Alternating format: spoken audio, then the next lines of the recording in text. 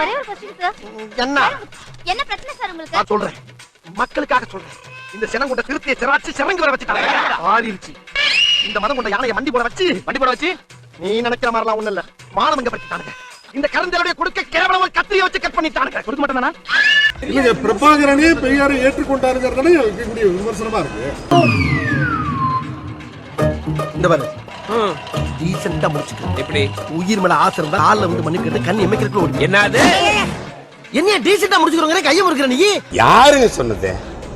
நான் நாட்டுல இருந்தவங்க.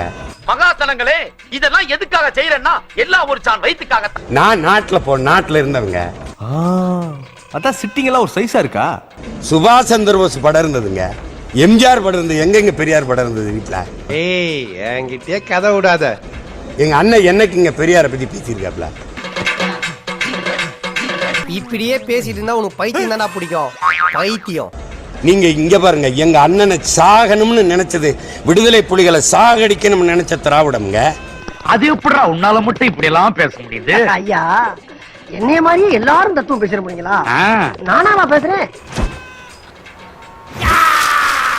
இன்னைக்கு அவன் பிள்ளை வந்து அடிக்கும் போது நீ என்ன பண்ற? செத்தவனை துணை கலைச்சுக்கிட்டு வர. கலியுக கர்ணனே, நீங்க நல்லா இருக்கணும். உங்கள மாதிரி உள்ளவங்களால தான் இந்த நாட்டுல அப்பப்ப மழையே பெய்யுது. ஏன்னா எவனும் இல்ல உன்னை இங்க பாரு, செத்துக்கிட்டு இருக்க உன்னை காப்பாத்த செத்து போன புலிகள் தேவைப்படுது. என்னம்மா நீங்க இப்படி பண்றீங்களாமா? உங்களை போலவே பிரபாகரனை சந்திச்சவங்க எல்லாம் வந்து அவர் வந்து பெரியாரை ஏற்றுக்கிட்டாருன்னு திருமாவளவன் உலகமே ஏத்துக்கணுங்க, நான் எதிர்க்கிறேங்க. போதுமா? ஐயோ, நம்ம மைண்ட் அங்க போகுது.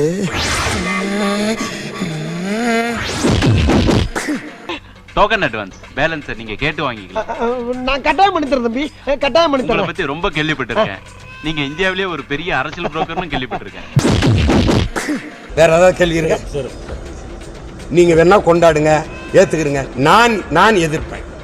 மானம் கெட்ட அயோக்கிய பள்ளிலாம், புலப்பட்ட புழுத்த வழியலாம். பெரியாருங்கிறது எங்களுக்கு தேவையில்லை. அப்படியாடா மயிறு? சரிடா மயிறு, ஓகேடா மயிறு. எங்களுக்கு தேவையில்லை, எனக்கு தேவையில்லை. நான் சாகணும்னு நினைக்கிறப்பலாம் என் மச்சான தான் நினைச்சு பாப்பேன். இந்த நாயே உயிரோடு இருக்கிறப்போ எனக்கு என்ன கேடு? நான் சந்தோஷமா ஹாப்பியா இருப்பேன். என்னைய பின்பற்ற என் பிள்ளைகள் பெரியார் வேணும்னா வெளியேறி போயிட்டு இருக்கலாம். அப்ப புரியல, இப்ப புரியுது.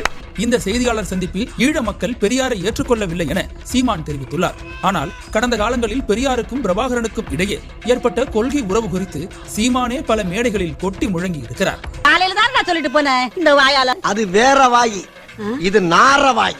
கடந்த காலங்களில் பெரியாருக்கும் பிரபாகரனுக்கும் இடையே ஏற்பட்ட கொள்கை உறவு குறித்து சீமான் பேசியதாவது: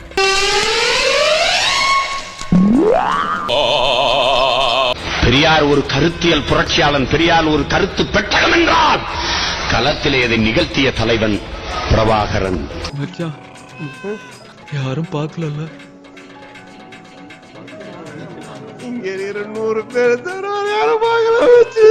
அண்ணன் என் தலைவன் என் இடத்திலே சொன்னார், பெரியாரின் சிந்தனைகளை படித்து வளர்ந்த பிள்ளைகள், பேரறிஞர் அண்ணா என்ற பெருமகனின் பேச்சை கேட்டு எழுத்தை படித்து வளர்ந்த பிள்ளைகள், தூர தேசத்திலே வாழ்ந்த நாங்கள் போராளிகளாக மாறி நிற்கிறோம்.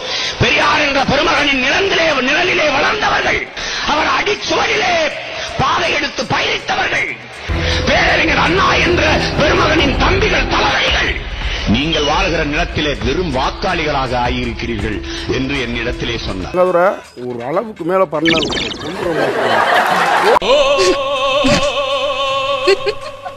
தற்போது சீமானின் இந்த இரண்டு பேச்சுகளும் சமூக வலைதளங்களில் வைரல் செய்யப்பட்டு வருகிறது. என்னடா நினைச்சிட்டு இருக்க உன் மனசுல? ஏன் ஆளை பார்த்தா உனக்கு அப்படி தெரியுதா, இல்ல என்ன பார்த்தா இப்படி தெரியுதா?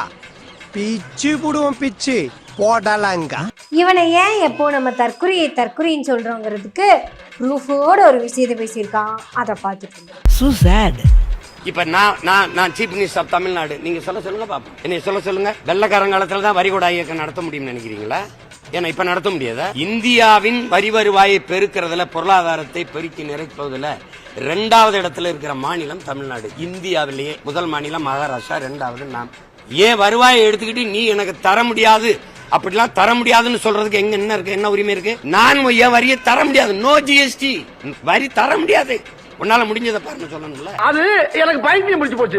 நான் லூசு. இவன் என்ன நினைச்சிட்டு இருக்கான் தெரியுமா?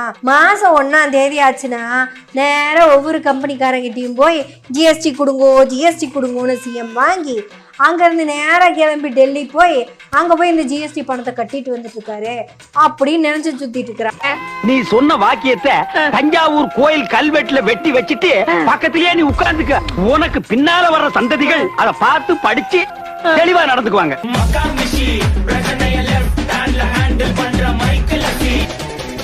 வந்துட்டாயா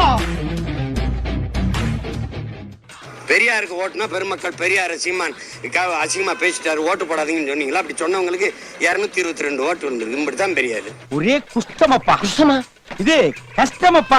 எனக்கு நேரம் மட்டும் கொடுத்து கொஞ்சம் தொண்டை சரியெல்லாம் போச்சு கட்டிடுச்சு. நான் கொன்னு புதைச்சிருப்பேன் உங்களை. வாயில நல்லா வருது பாரு. எங்கள் அப்பா மணிவண்ணன் அவர்களுடைய 50வது படம். ஆம்பளையா இருக்கிறவன்லாம் எனக்கு அப்பனா இருக்க தகுதி வந்தவன் இல்ல. என் அப்பா மணிவண்ணன் அவர்களும் சரி, என்னுடைய அப்பா பாரதி ராஜா ஆம்பளையா இருக்கிறவன்லாம் எனக்கு அப்பனா இருக்க தகுதி வந்தவன் இல்ல.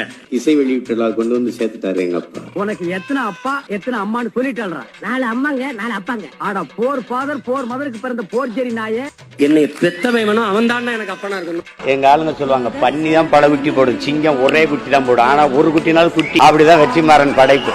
ஆஹா, மேடையும் மைக்கும் இருக்குன்றதுக்காண்டி வாய்க்கு வந்தபடி எல்லாம் பேசக்கூடாது. எதா இருந்தாலும் நியாயமா பேச. மேடையில பேசின அறிவாளி அங்கிட்டு ஓரமா வச்சுட்டு சிங்கம் ஒரு குட்டி தான் போடுமா அப்படின்றத நம்ம இப்ப பார்ப்போம். பெண் சிங்கம் பெரும்பாலும் 3ல இருந்து ஒரு 4 வயசு அந்த ஸ்டேஜ்ல தான் முதல் தடவை கர்ப்பமாகும். முதல் கர்ப்ப மாசம் சுமார் ஒரு 4 மாசம் இருக்கும். அதாவது 110ல இருந்து 120 நாள் வரை சராசரி 6 குட்டி வரை பெக்கலாம். ஆனா பொதுவா பாத்தீங்கன்னா 2ல இருந்து 4 குட்டிகளை கப்ஸ் அப்படின்னு சொல்லுவாங்க. அதே மாதிரி இந்த பெண் சிங்கங்கள் பாத்தீங்கன்னா குட்டிகள் 2ல இருந்து 3 வயசு வர்ற வரை கூடவே வச்சு பாதுகாப்பா பாத்துக்கும். அந்த குட்டிகள் ஒரு 3 வயசை கிராஸ் பண்ணதுக்கு அப்புறம் அதுல பெண் குட்டிகளும் இருக்கும் ஆண் குட்டிகளும் இருக்கும். ஆண் குட்டிகள் பாத்தீங்கன்னா 3 வயசுக்கு அப்புறம் அம்மாவை விட்டு பிரிஞ்சு போயிடும். பெண் குட்டிகள் 3 வயசை தாண்டினாலும் அம்மா கூட கொஞ்ச நாள் இருக்கும். பெண் சிங்கங்கள் தங்களோட குட்டிகளை ஒரே இடத்துல இருந்து வளர்க்கும். அந்த இடத்துல 3-4 சிங்கம் அதோட குட்டிகளை வளர்த்துக்கிட்டு சிங்க குட்டிகள் 10 வாரம் வரை பால் குடிக்கும். அந்த ஒரு இடத்துலயே ஒரு 2-3 பாலூட்டி தாய் சிங்கங்கள் இருக்கும். தான் தாய் மட்டும் இல்லாம எந்த சிங்கத்திட்ட வேணா பால் குடிக்கும். இவ்வளவுதாங்க, இதாங்க மேட்ரு. அந்த அறிவாளி சொல்ற மாதிரி சிங்கங்கள் ஒரு குட்டியெல்லாம் போடாது.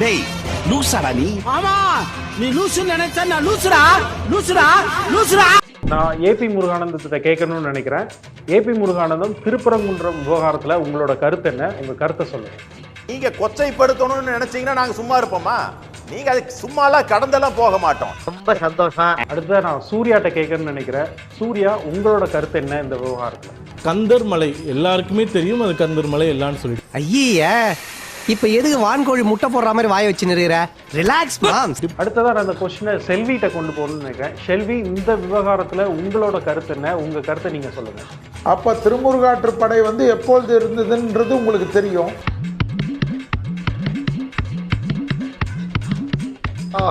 காலங்காத்தால ஒரு ரூசு போயிட்டு வந்து சிக்கிட்டமே. ஹெச் ராஜா, இந்த விவகாரத்துல உங்களோட இறுதி கருத்தை சொல்லுங்க. இப்ப ஏன் மேல நாங்க ஆடு கோழி பலியிடுவோம்னு போகணும்? மதுரை எய்ம்ஸ் என்னாச்சு? அங்க போய் நீங்க யாராவது பாத்தீங்களா? தமிழ்நாட்டுக்கு இந்த பட்ஜெட்ல ஏதாவது ஒரு திட்டத்துக்கு எவ்வளவு நிதி ஒதுக்குனீங்கன்னு உங்களால சொல்ல முடியுமா? சென்னையில ஏற்பட்ட மிக்ஜாம் புயல், திருநெல்வேலி தூத்துக்குடி பகுதிகளில் ஏற்பட்ட புயல் மழை வெள்ளம், இதுக்கு 1 ரூபாயாவது ஒதுக்குனாங்களா? அதை பத்தி ஏதாவது கேள்வி கேட்டீங்களா? இந்தியாவிலேயே அதிக வருவாய் தரக்கூடிய மாநிலங்கள்ல தமிழ்நாடும் ஒண்ணு. ஆனா பட்ஜெட்ல ரயில்வேக்கு ஒதுக்கக்கூடிய நிதியில 14வது இடத்துல தான் தமிழ்நாட்டுக்கு நிதி ஒதுக்கியிருக்கு. இந்தியாவில் இருக்கக்கூடிய மாநிலங்கள்ல அதிக வருவாய் மத்திய அரசுக்கு தரக்கூடிய மாநிலங்கள்ல தமிழ்நாடும் ஒண்ணு. ஆனா மத்திய அரசுல இருந்து வரக்கூடிய நிதி வருவாயில 1 ரூபாய் கூட தமிழ்நாட்டுக்கு சரியா வரல. இத பத்தி நீங்க ஏதாவது ஒரு கேள்வி கேட்க முடிஞ்சுதா? இத குறித்து பேசலாம் அப்படின்னு கேட்டா நீங்க யாருமே வர்றதில்லை. தமிழ்நாட்டு மக்கள் நலனுக்காக நீங்க ஏதாவது செஞ்சிருக்கீங்களா? இல்லது பாஜக ஏதாவது செஞ்சிருக்கா? இப்ப சொல்லுங்க, நீங்களும் தமிழ்நாட்டுல தானே இருக்கீங்க. இந்த லட்சணத்துல ஒற்றுமையா இருக்கிற மக்களை பிரிக்க பாக்குறீங்க. உங்களுக்கு எல்லாம் உடம்பு கூசல? உங்களுக்கு எல்லாம் வெக்கமே இல்லையா சார்? நீ கேட்ட ஒவ்வொரு கேள்வி என்ன செருப்பால அடிச்ச மாதிரி இருக்குடா. மாதிரி இல்ல, உண்மையிலே செருப்பால தான் அடிச்சேன். சரி, ஃபீல் பண்ணாத. எப்படி இருந்தனா இப்படி ஆயிட்டேன், எப்படி இருந்தனா இப்படி ஆயிட்டேன். This is what I want. Take okay. Crazy burger. எப்படி இருந்தனா இப்படி ஆயிட்டேன், எப்படி இருந்தனா இப்படி ஆயிட்டேன். ஏய் ஆப்பிள் ஜூஸ் குடா. இந்த வீடியோ உங்களுக்கு பிடிச்சிருந்தா கண்டிப்பா லைக் பண்ண மறக்காதீங்க. அப்படியே உங்க நண்பர்களுக்கும் ஷேர் பண்ணுங்க. நீங்க பண்ற ஒவ்வொரு லைக்கும் தான் இந்த வீடியோவை மற்ற நண்பர்களுக்கும் கொண்டு போய் சேர்க்கும். மறக்காம சப்ஸ்கிரைப் பண்ணுங்க. உங்க கருத்துக்களையும் கமெண்ட் பாக்ஸ்ல பதிவு பண்ணுங்க.